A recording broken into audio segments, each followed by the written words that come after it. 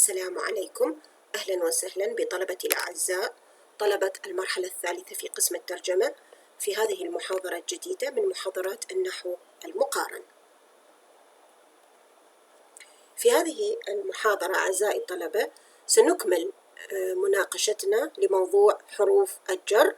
So here we are going to discuss prepositions part 2. First of all, we want to finish our discussion of prepositions in English. Then we will move to Arabic prepositions. So first of all, we have this important note regarding English prepositions. This note says that English has a number of lexical items that function as both prepositions and adverbs, adjectives, verbs, or conjunctions. إذا هنالك كلمات معينة في اللغة الإنجليزية ممكن أن تؤدي دور حرف جر أو أحيانا تؤدي دور الظرف أو الفعل أو الصفة أو حتى أن تكون أو أن تعمل كأداة ربط في الجملة. For example, we have the word excluding. It can be used as a preposition or as a verb. Just in these two examples, the shops open 7 days a week, excluding official holidays. Here, the word excluding is used as a preposition. But in the other example, they are not excluding the possibility of an agreement. Here, it is used as a verb in the present continuous tense. Also, we have the word since, which can both be used as a preposition and a conjunction. ممكن أن تستخدم كلمة since باعتبارها حرف جر أو باعتبارها أداة ربط. For example, in the sentence, I haven't seen him since July. Here it is used as a preposition. But when we say, I haven't seen her since we were kids, here it is used as a conjunction. By the way, when it is used as a conjunction, it should be followed by a clause. But when it is used as a preposition, it is followed by a noun or a noun phrase. This is an important distinction between the use of such words like since as a preposition or as a conjunction. Now, here we have some other examples of this case in which you find a certain word may be used as a preposition or an adjective or a verb or even as a conjunction. The word following is one such example. It can be used as a preposition, as in, following months of uncertainty, the government has finally announced its decision. Or it can be used as an adjective. This means that it is followed by a noun, so it is used as an adjective to describe or to modify the noun following it, as in the example, she arrived the following day. Or again, it can be used as a verb in the continuous tense. For example, the tourists were following their guide. The word including again can be used as a preposition or as a verb. If we say 8 people, including 2 children, were injured in the explosion, here it is used as a preposition. But when we say, are you including the rental fee in the total, here it is used as a verb in the continuous tense. The word after again can be used as a conjunction or as a preposition. If it is followed by a clause, then it is used as a conjunction, as in the example, after she did so badly, everyone doubted whether she could win. Or if it is followed by a noun or a noun phrase, then it is used as a preposition, as in the example, let's go for a walk after breakfast. Here are some other examples of these kinds of words. For example, the word considering can be used as a verb, a preposition, or even as a conjunction. If we say we are considering your job application and will give you our answer in a few days, here again it is used as a verb in the continuous tense. But if we say, considering her lack of experience, it is surprising she has achieved so much. Here it is used as a preposition because it is followed by a noun phrase. In the third example, considering has been used as a conjunction because it has been followed by a clause. Considering that he was the youngest on the field, he played well.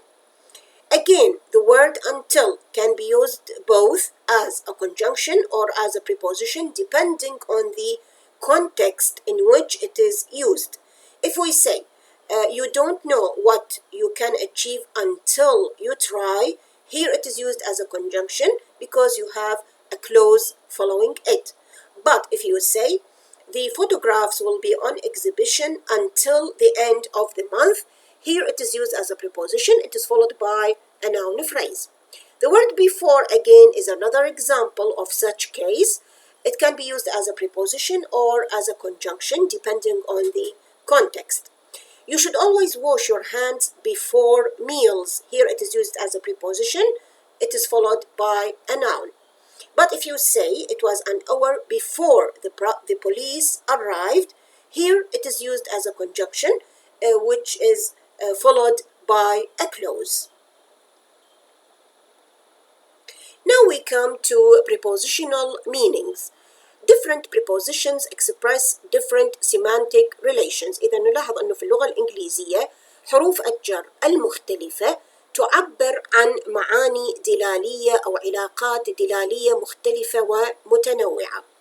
The following are the most common semantic relations expressed by English prepositions. سنستعرض الآن أهم أو أكثر العلاقات الدلالية شيوعاً أو استخداماً التي تعبر عنها حروف الجر في اللغة الإنجليزية.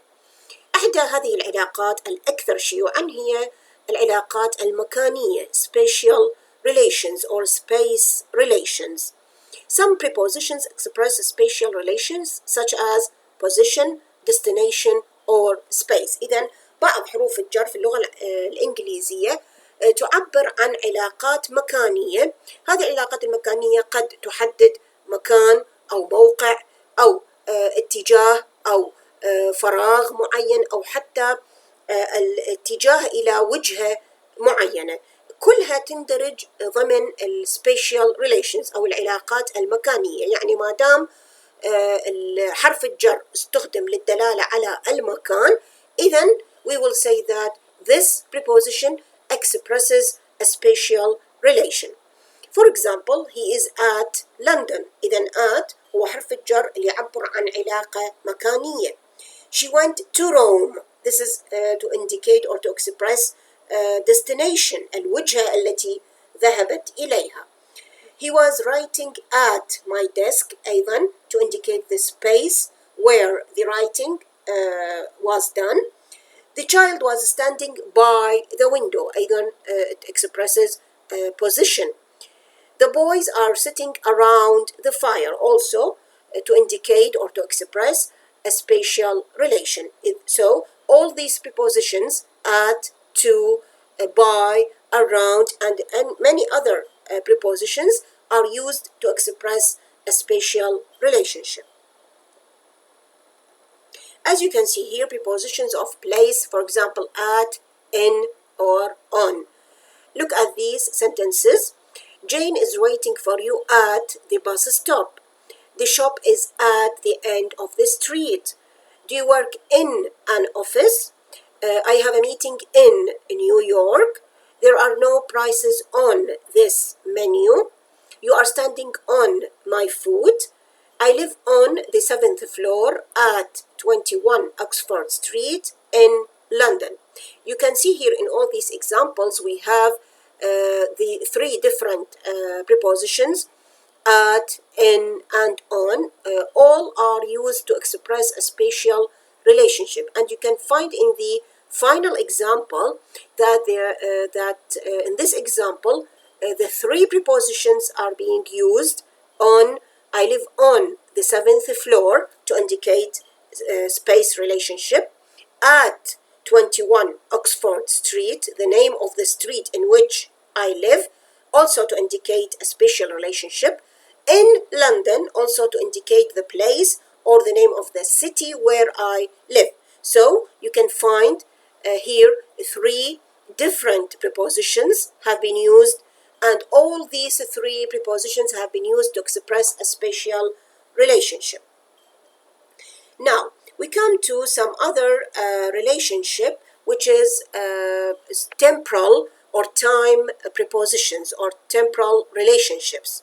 So, there are other prepositions which can be used to indicate time and duration. إذا هنالك حروف جر أيضا في اللغة الإنجليزية ممكن أن تعبر عن علاقة زمنية أو عن المدة الزمنية التي استغرقها أداء فعل معين. For example, they always travel by night to express the time. He arrived at 5 o'clock, also to indicate time. I have waited for 3 hours to indicate duration, المدة الزمنية. She waited there until dawn, also until is used to express a time relationship. We have been living here since July, أيضا to indicate some time or duration relationship. As you can see here, prepositions of time, they indicate or show how something when something happens. يعني تشير إلى متى حدث شيء معين. They are called prepositions of time, or we can call them temporal prepositions. School starts at 9 o'clock. We are going to the zoo on Saturday. No, you can't watch a video. It's past your bedtime already. Past also here to express the time relationship. It means it's after your bedtime already. I visited my grandparents during the summer. حتى توضح لنا duration المدة الزمنية. You must finish the work by Friday بحلول يوم الجمعة to indicate the temporal relation. I will do my homework before dinner. أيضا before is used to express the temporal relation. Prepositions also are used to express some other relations like cause, reason, or motive. For example, you have because of, on account of, for, from, owing to, due to, by reason of. كلها عبارة عن حروف جر تستخدم للتعبير عن علاقة سببية أو الحافز أو الدافع الذي من خلاله حصل شيء أو حدث معين. For example, he failed because of his carelessness, because of للتعبير عن السبب. The president declined to deliver his the speech himself on account of a sore throat. On account of تماما تعطي معنى because of. Scotland is famous for its spectacular countryside. For أيضا is used to give the reason or the cause why. For example, someone may ask why Scotland is famous. The reason is that it has spectacular countryside. So for is used to express this reason or cause relationship. He was rushed to hospital but died from his injuries. From here is used to give the reason why did he die, because of his injuries. The performance has been cancelled owing to the strike. Owing to, just like because of, or on account of, or due to. كلها تشير إلى السبب. The flight was cancelled due to bad weather, just like we say because of, or on account of, or owing to. He's always invited to these occasions by reason of his position, just like saying due to his position, owing to his position, because of his position, or on account of his position. كلها هذه حروف الجر. نلاحظ أنه هي مختلفة لكن كلها تشير إلى السبب أو الحافز أو الدافع من خلاله حدث شيء معين. Now, we come to other meanings or relationships. For example, you have the relationship of a recipient, a goal, or a target. We can use prepositions like for, to, or at. إذا ممكن نستخدم الفور والتو والآت لنعبر عن علاقات دلالية معينة اللي هي مثلا recipient، يعني أحدهم استلم شيء ما أو حصل على شيء ما، أو الهدف التارجت أو الجول اللي من أجله حدث شيء معين. For example, when you say she made a cake for Tom, Tom راح يكون recipient, he received something, he received a cake. So this relationship of recipient has been expressed by using the preposition for. I gave this book to my friend. أيضا to هنا تنطيني recipient relationship. My friend will get something, will receive something. Aim at that mark. Here at is used to indicate the relationship of goal or target, الهدف المعين. Look at that picture also to indicate the goal or the target. Also, there is another relationship which is called source or origin. إذن هي علاقة دلالية تشير إلى مصدر الشيء أو أصل الشيء. في العادة نستخدم حرف الجر from للدلالة على هذه العلاقة أو هذا النوع من العلاقة اللي يسميها الأصل أو المصدر. She comes from Egypt. إذن the source of or origin is from Egypt. He took a pencil from my pocket. من أين أخذ القلم؟ من جيبي. إذن we are referring or we are expressing or indicating the source or the origin by using the preposition from. Manner also is another type of relation that can be expressed by some prepositions like or with. Life is like a dream. إذا هنا نقدر نعبر عن حال شيء معين، ده نصف شيء معين أو ده نشبه ممكن الحياة بالحلم. So we have used the preposition like to express this kind of relation. Or when you say they danced with great skill، نعبر عن حال رقصهم أو كيف أدوا الرقص with great skill، بمهارة أو بخبرة كبيرة. إذن we have used here the preposition with to indicate a relationship of manner. Also we have a relationship of means، يعني نعبر عن طريقة أداء شيء معين أو عن طريقة مثلا كيفية الذهاب أو المجيء، يعني كيفية استخدام مثلا وسائل المواصلات. البريبوزيشن اللي يكون مناسب جدا لهذا النوع من العلاقة هو by. For example, I go to school by bus. He travels by train, for example. Instrument, الأداة. For example, we use the preposition with. He broke the window with a rock. I opened the door with a key. إذا نستخدم with للتعبير عن الأداة التي تستخدم لأداء حدث أو فعل معين. Accompaniment اللي هي المصاحبة، أيضا نستخدم في هذا النوع من العلاقات preposition with. She said she was coming with us، معنا. إذا نستخدم للمصاحبة the preposition with. Also you have the semantic relation of addition، الإضافة، أي يعني نضيف معلومة إلى معلومة أخرى. ممكن أن نستخدم في هذه الحالة prepositions besides, in addition to, or as well as. For example, besides my interest in history, I have a passion for languages. إذا هنا نبدأ نضيف معلومة إلى معلومة أخرى باستخدام besides. أو ممكن أن نقول in addition to the twins, Jason has another child by his first wife. إذا أيضا نضيف معلومة إلى معلومة أخرى، ممكن أن يتم ذلك باستخدام in addition to. Or we can use as well as. I need to go to the bookshop as well as the bank. Here also we have a relation of addition by using as well as. So as you can see, so many different semantic relationships can be expressed by using these various prepositions. Opposition اللي هي ضد بمعنى ضد. We usually use the preposition against to indicate this relationship. She argued well against the proposition, ضد المقترح.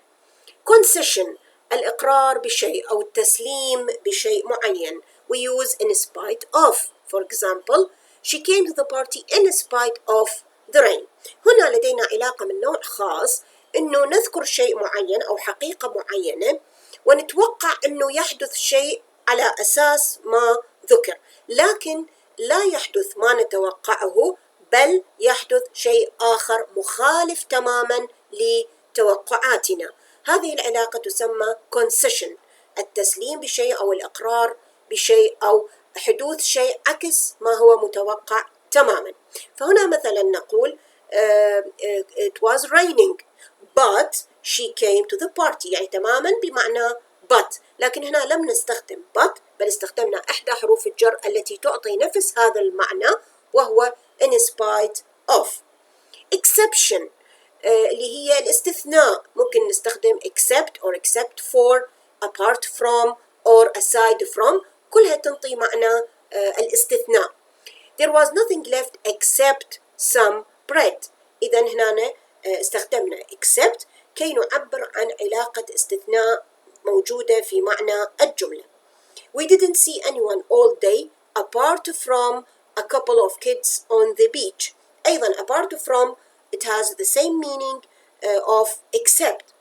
I like all vegetables aside from green beans. Also aside from it has the same meaning as apart from or except. إذن هذه حروف الجر هذه الثلاثة except for, apart from or aside from كلها ممكن أن نستخدمها للدلالة على وجود استثناء في معنى الجملة. Now we come to the Arabic prepositions. بعد أن ناقشنا كل ما يخص موضوع حروف الجر في اللغة الإنجليزية، نأتي إلى شرح حروف الجر في اللغة العربية. We can start by saying Arabic prepositions are characterized by. ما هي مميزات حروف الجر في اللغة العربية؟ Number one, they govern complements in the genitive case. نحن سبق وأن درسنا في موضوع الكيس اللي هي حالات إعراب الأسماء. الحالة الإعرابية الثالثة للأسماء هي الجر. متى يكون الاسم مجرورا؟ يكون الاسم مجرورا في حالتين، أما أن يكون مسبوقا بحرف الجر أو أن يكون مجرورا بالإضافة. إذن إحدى هذه الحالات حالات الجر تنطبق على موضوع محاضرتنا لهذا اليوم اللي يخص حروف الجر.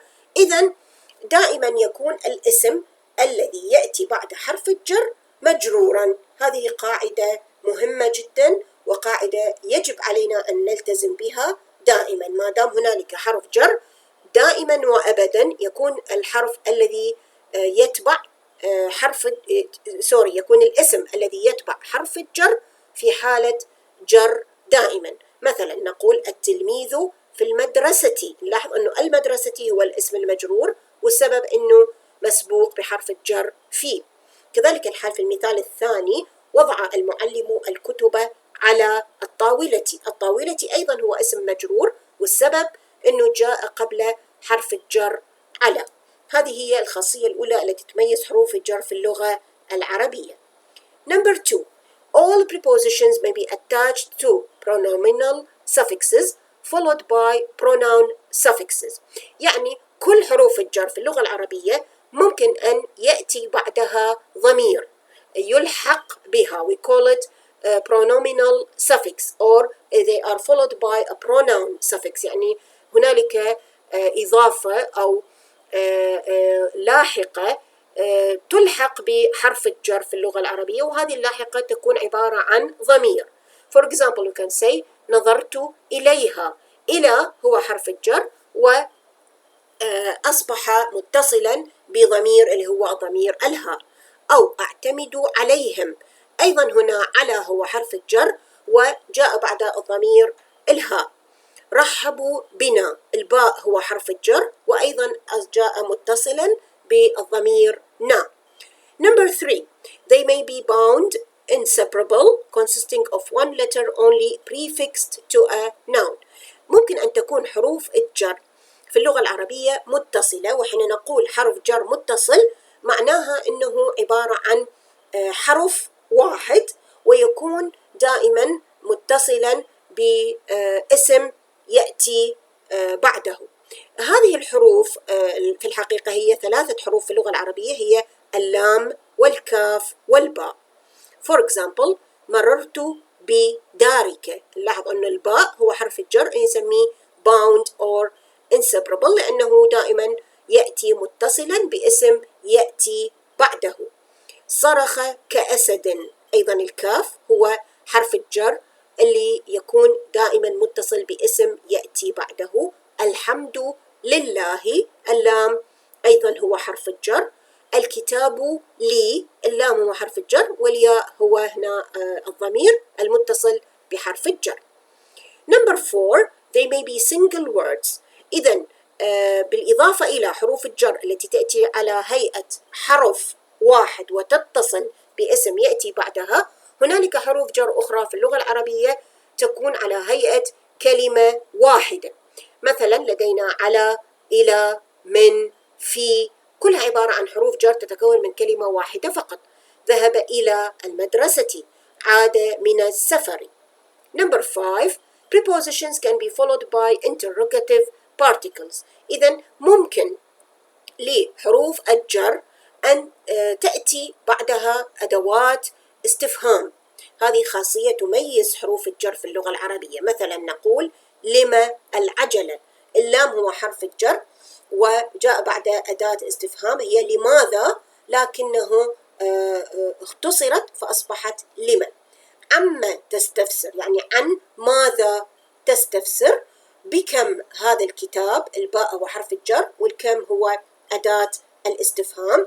لمن هذا المعطف الأسود، أيضا اللام هو حرف الجر ومن هنا هي أداة الاستفهام. فإذا ممكن أن تأتي حروف الجر متصلة بأداة استفهام تأتي بعدها. Now we come to the syntactic functions of Arabic prepositional phrases. ما هي الوظائف النحوية التي تؤديها حروف الجر في اللغة العربية. Arabic prepositional phrases have various syntactic functions. إذن تؤدي شبه الجملة المكونة من الجار والمجرور في اللغة العربية عدة وظائف نحوية متنوعة.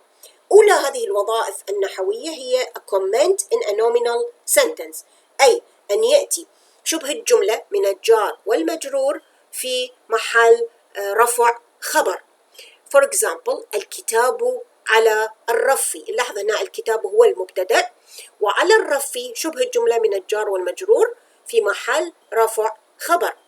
أو حين يكون المبتدأ نكرة، فإحنا تعلمنا سابقا أنه ما دام يكون المبتدأ نكرة في هالحالة يجب أن يكون تقديم الخبر وجوبا عليه.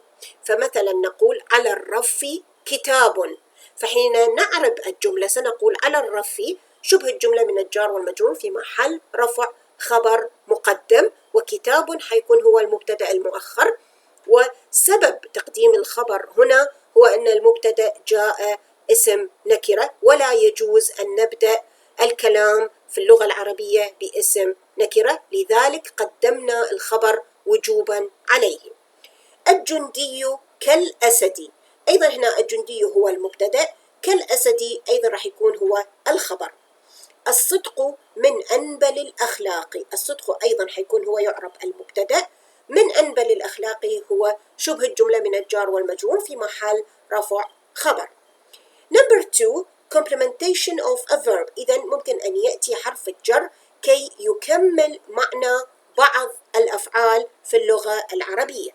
For example بحثت عن الكتاب. لاحظ أنه الفعل بحث دائما يأتي متبوعا بحرف الجر عن، بحث عن شيء ما. اطلعت، أيضا اطلع من الأفعال التي تحتاج إلى وجود حرف جر يأتي بعدها. اطلعت على الصحيفة، اطلعت على الكتاب مثلا. أجابت عن الأسئلة التي طرحها عليها، أيضا أجاب عن.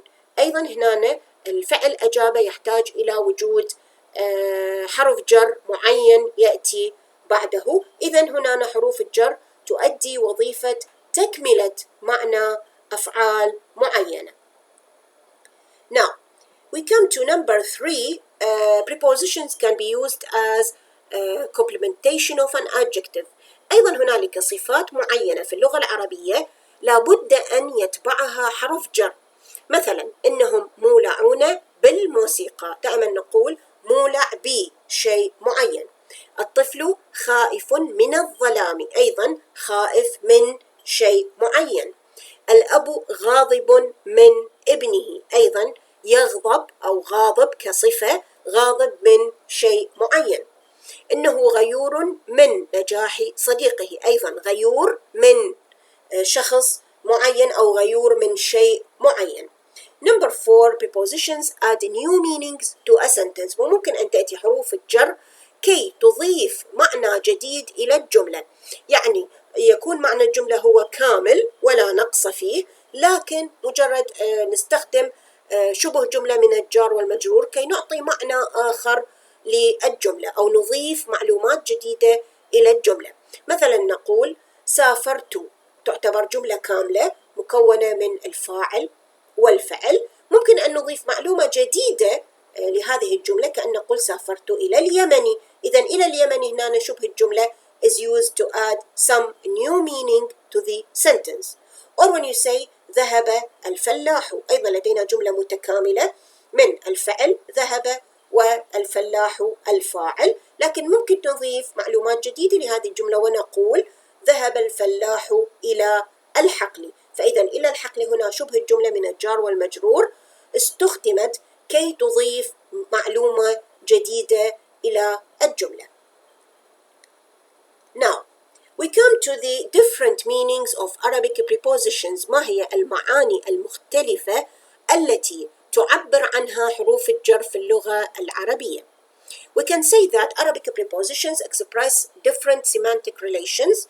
إذن ممكن أن تعبر حروف الجر في اللغة العربية عن معاني دلالية متنوعة كما هو الحال في اللغة الإنجليزية. The following are the most common semantic relations expressed by Arabic prepositions. سنستعرض الآن أهم أو الأوسع انتشاراً من العلاقات الدلالية التي تستخدم فيها حروف جر معينة للدلالة على تلك العلاقة. إحدى هذه العلاقات الدلالية هي spatial or place relations، أن نستخدم حروف الجر من أجل أن نشير إلى علاقة مكانية معينة. For example، خرج التلاميذ من المدرسة، إذن من المدرسة الإشارة إلى المكان.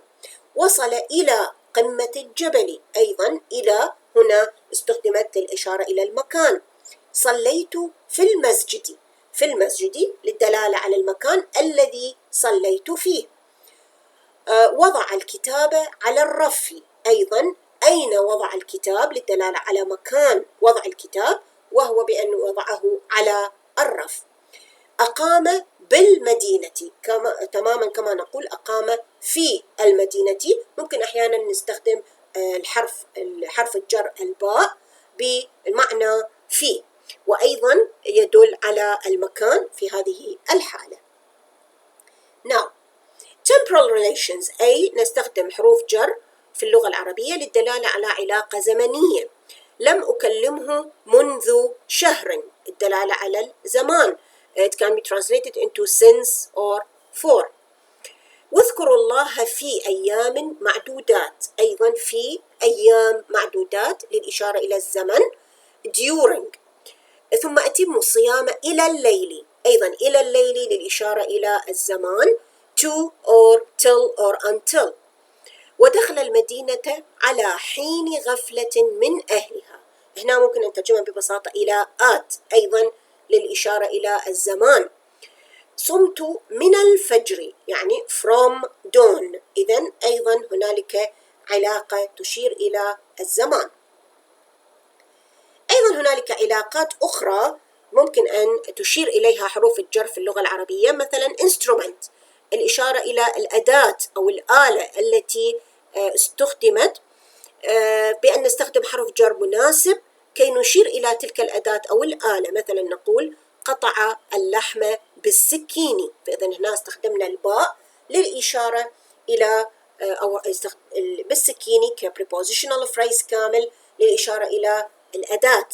means أيضا إلى مثلا وسيلة نقل معينة، وسائل مواصلات معينة، فأيضا ممكن أن نستخدم بها حرف الباء.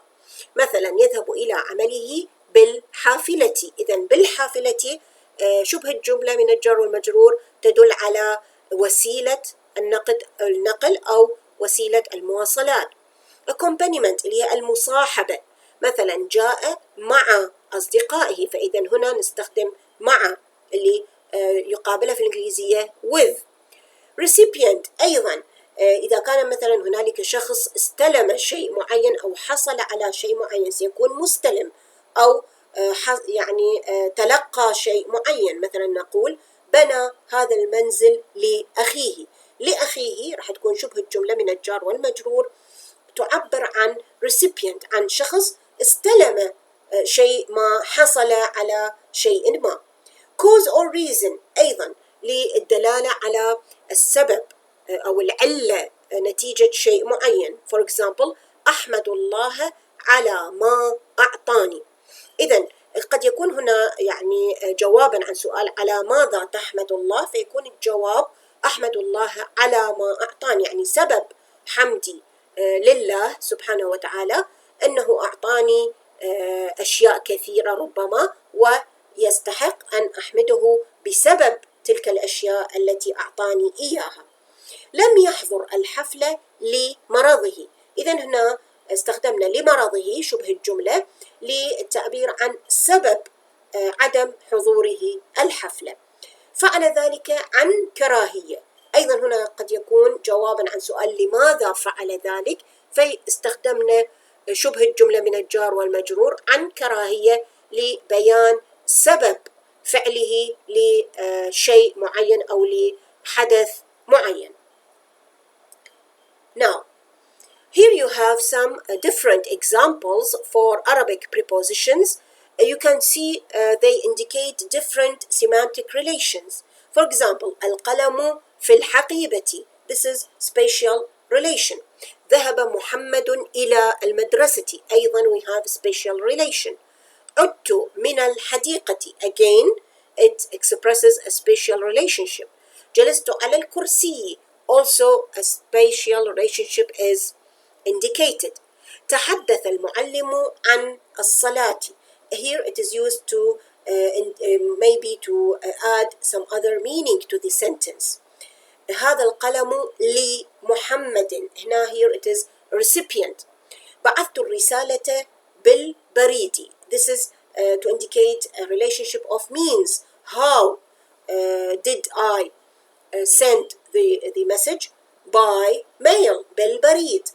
مر الصاروخ كالشهاب. هنا استخدمنا حرف الجر الكاف اللي عادة يستخدم للتشبيه ما بين شيئين، فهنا شبهنا الصاروخ بالشهاب.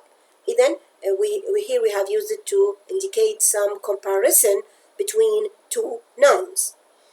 Now,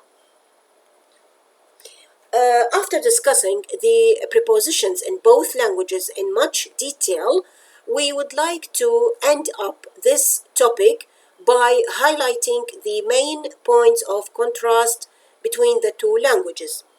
Number one, prepositions are either simple or complex in English, while all prepositions are simple, made up of one letter or a single word in Arabic.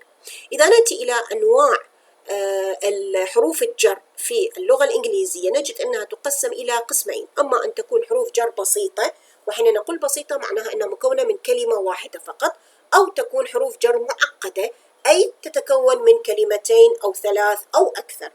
لكن لا نجد نفس هذا التقسيم موجود في اللغة العربية. حين قسمنا حروف الجر قبل قليل في اللغة العربية قلنا أنها جميعها تكون بسيطة وتقسم إلى قسمين. أما أن تكون مكونة من حرف واحد فقط هي الباء والكاف واللام، أو أن تكون مكونة من كلمة واحدة فقط single word اللي هي مثلا إلى، في، عن، على etc. فهذا هو الاختلاف الأول. Number two, in English they don't govern the noun following them In Arabic they govern the noun in the genitive case. أيضا قلنا أنه إحدى مميزات حروف الجر باللغة العربية أنها تجعل الاسم الذي يأتي بعدها دائما في حالة الجر. أما في اللغة الإنجليزية فحرف الجر لا يؤثر إطلاقا على الاسم الذي يأتي بعده. إذن هذه هي نقطة الاختلاف الثانية. Now we come to the third contrast, نقطة اختلاف الثالثة. English allows coordination of prepositions, but this is not allowed in Arabic. نلاحظ في اللغة الإنجليزية ممكن أن نجمع ما بين حرفي جر باستخدام coordinator أو أداة ربط مناسبة. مثلا نقول I go by car to and from college. إذن هنا لدينا حرفي جر اللي هم to و from، ربطنا ما بينهم باستخدام coordinator and. This is possible in English. But when we want to translate it into Arabic, we have to separate between these two prepositions. So we can say أذهب إلى الكلية وأعود منها بالسيارة. نلاحظ هنا صار عندي نوع من فصلنا ما بين ال two prepositions. لم يأتي الحرفي الجر متلاصقين، لكن لا ليست نفس الحالة الموجودة في اللغة الإنجليزية. في اللغة الإنجليزية ممكن أنه يأتي حرفين جر ونربطهم باستخدام coordinator. This is not possible in Arabic. لاحظوا أيضا في المثال الثاني Is he for or against the proposal? Here also we have two prepositions, for, against. أيضا we have connected them by using the coordinator or together. لكن أيضا حين نريد أن نترجم هذه الجملة إلى اللغة العربية سنقول هل هو مؤيد للمقترح أم معارض له. لاحظوا هنا استخدمنا الاسم اللي هو proposal، وثم نعوض عنه حين نستخدم الحرف الجر الثاني باستخدام ضمير يعود على هذا الاسم اللي هو له. الهاء يعود على المقترح. وفي المثال الأول منها الهاء يعود على الكلية. ليش؟ لأنه هنا إحنا كأنما نكرر نفس الاسم باللغة العربية، فنحتاج إلى أن نعوض عن هذا الاسم باستخدام ضمير مناسب. إذن هذه هي نقطة الاختلاف الثالثة ما بين اللغتين. Number 4. Sometimes there is no one-to-one correspondence between the meanings expressed by English and Arabic prepositions. نلاحظ أحيانا أنه ليس هنالك حين نريد أن نترجم مثلا حروف جر معينة في اللغة الإنجليزية إلى اللغة العربية، نلاحظ أنه لا نستخدم حرف جر مطابق لحرف الجر المستخدم في اللغة الإنجليزية. هذا نسميه no one-to-one correspondence. مثلا jealous of، استخدمنا of مع الصفة jealous، لكن حين نترجم نقول يغار من. مثلا حين لم نقل مثلا يغار من، وإحنا إذا أردنا أسوي لها back translation I don't use jealous from. No, I have to use jealous of. هذه ثابتة إنه الأوف دائما تستخدم مع الصفة jealous، لكن أيضا باللغة العربية دائما ثابتة يغار من. So that's why there is no one-to-one correspondence. Or when you say angry with، لا نقول غاضب مع، لأنه with هي تترجم إلى مع كترجمة حرفية، لكن نستخدم في اللغة العربية غاضب من. إذن صار هنالك اختلاف في استخدام حرف الجر. afraid from، أيضا from دائما نقول afraid from. We don't say afraid of. This is very wrong. وباللغة العربية دائما نقول خائف من شيء ما أو من شخص ما. So that's why sometimes there is no one-to-one correspondence between the meanings which are expressed by English and Arabic prepositions. Now we come to the fifth contrast, الاختلاف الخامس, which says that sometimes an English preposition is translated into zero Arabic preposition. أحيانا نجد أنه في اللغة الإنجليزية أو في الجملة الإنجليزية يوجد حرف جر معين. حين أترجم الجملة إلى اللغة العربية لا أحتاج إلى وجود حرف الجر. For example, he left on Monday. إذن هنا حرف الجر on. مثلا حين أترجمها أقول غادر يوم الاثنين. There is no preposition here. There is no need to put any preposition here. He arrived home at 7. أيضا at استخدم كحرف جر في هذه الجملة. ممكن أن يترجم إلى وصل البيت الساعة 7. There is no need to put any preposition here. She was dressed in black. دائما نقول dressed in. كانت ترتدي السواد without the need for any preposition. They are in debt. دائما أيضا نقول he is in debt. حين نترجم نقول إنهم مدينون for example. إذن there is no need to use a preposition in the Arabic translation. Don't argue with him. Argue with someone. ببساطة نترجمها إلى لا تجادله. There is no need to use any preposition here. إذن لدينا حالات معينة أن يكون حرف الجر موجودا في اللغة الإنجليزية لكن لا داعي لوجوده حين يترجم إلى اللغة العربية. Number 6 we have the opposite case. يعني أحيانا لدينا حرف جر في اللغة العربية أو في الجملة العربية لكن حين أريد أن أترجمه إلى اللغة الإنجليزية لا أحتاج إلى وجود حرف الجر. So sometimes an Arabic preposition is translated into zero English preposition. For example, اطلع على الجريدة. دائما اطلع يأتي بعدها حرف الجر على. لكن حين أترجمها مثلا أقول he read the paper. There is no preposition here. أجاب أو أجب عن سؤالي. دائما أجب عن. فحين نريد أن نترجمها نقول answer my question. There is no need to put any preposition here. فإذا أحيانا هنا يكون حرف الجر موجودا في الجملة العربية لكن حين نترجمه إلى اللغة الإنجليزية لا نحتاج إلى وجود حرف جر في تلك الترجمة. Now, number 7, there are deferred or stranded prepositions in English while it is not possible to put prepositions at the end of sentences in Arabic. حين شرحنا حروف الجر في اللغة الإنجليزية قلنا أنه هنالك خاصية تمتاز بها حروف الجر في اللغة الإنجليزية وهي أنه ممكن أن تأتي في نهاية الجملة الخبرية أو حتى في نهاية الجملة الاستفهامية وأطلقنا على هذا النوع من حروف الجر we call them deferred, stranded, hanging or dangling. هذه الخاصية موجودة في اللغة الإنجليزية لكن لا توجد على الإطلاق في اللغة العربية. لا يمكن أن نجد جملة في اللغة العربية تنتهي بحرف جر. لازم أكو شيء بعد هذا حرف الجر. أما أن يكون مثلا ضمير أو اسم أو حتى عبارة اسمية. For example, what are you looking for? Here we have a question which is ended by using the preposition for. لكن حين أترجم أقول ما الذي تبحث عنه. نلاحظ أنه العن لم تأتي في نهاية الجملة لكن جاء بعد الضمير الهاء. This is the child she is looking after. أيضا after عبارة عن preposition جاء في نهاية الجملة الخبرية. حين أترجمها أقول هذا هو الطفل الذي تعتني به.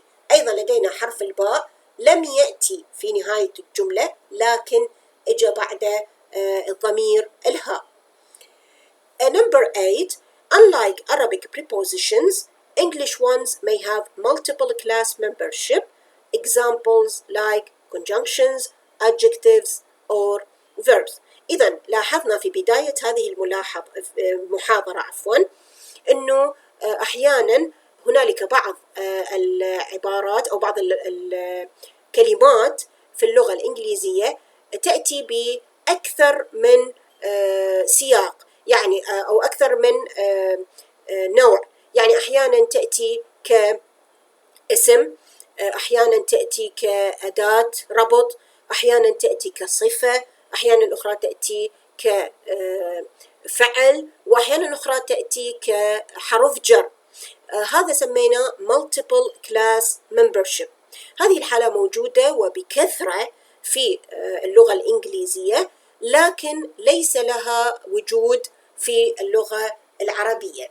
يعني باللغة العربية حروف الجر تبقى فقط هي حروف جر، الظروف تبقى فقط هي عبارة عن ظروف، الصفات تبقى فقط وظيفتها كصفات، الأفعال تبقى وظيفتها فقط كأفعال، وهكذا. إذن there is no multiple class membership in Arabic, but it is very commonly found in English. هذه هي نقطة الاختلاف الثامنة فيما يخص موضوع حروف الجر في اللغتين.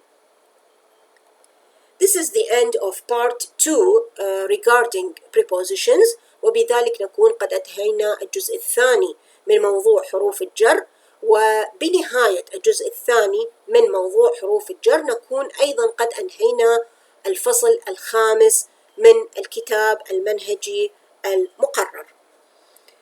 Now, I would like to say that here we have reached the end of chapter 5, as I told you. And inshallah we will begin with some new chapter. So I would like to thank you all for your attention and for attending this lecture. Hope you find it interesting and you find all the information being presented in this lecture of much usefulness to you. And as usual, I would like to listen to you. If you have any questions, if you have any comments, any suggestions regarding the presentation of this lecture or regarding the information presented in this lecture, I will be very glad to hear from you and to answer whatever questions that you may have. Hope to see you soon, inshallah, in our next lecture. Have a nice day, all of you.